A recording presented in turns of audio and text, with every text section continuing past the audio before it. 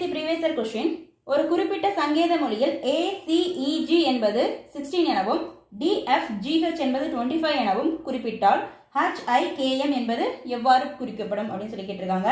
So நம்மளுக்கு alphabetical ஆர்டரோட நம்பர்ஸ்லாம் எடுத்து எழுதிக்கணும். ஓகேங்களா? ஏயோட பொசிஷன் 1, பியோட பொசிஷன் 2 அப்படின்னு சொல்லிட்டு இஜெட் வரைக்கும் எழுதணும். இஜெட்டோட பொசிஷன் 26 வரைக்கும் எழுதிடணும். ஓகேங்களா? இங்க என்ன கொடுத்துருக்காங்க? ACEG அப்படிங்கிறது 16 கொடுத்துருக்காங்க. இந்த 16 அப்படிங்கிற நம்பர் எப்படி வந்துச்சுன்னு பார்த்தீங்கன்னா, ஏவோட பொசிஷன் 1, சியோட பொசிஷன் 3, ஈயோட பொசிஷன் 5, ஜியோட பொசிஷன் 7. அப்படிதானே?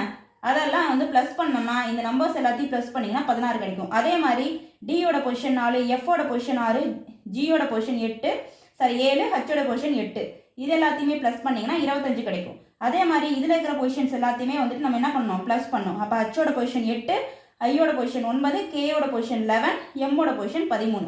அப்போ இதெல்லாமே பிளஸ் பண்ணும் பொழுது நம்மளுக்கு என்ன கிடைக்குது? 41 கிடைக்குது. ஓகேவா? Option B is the correct answer, 41.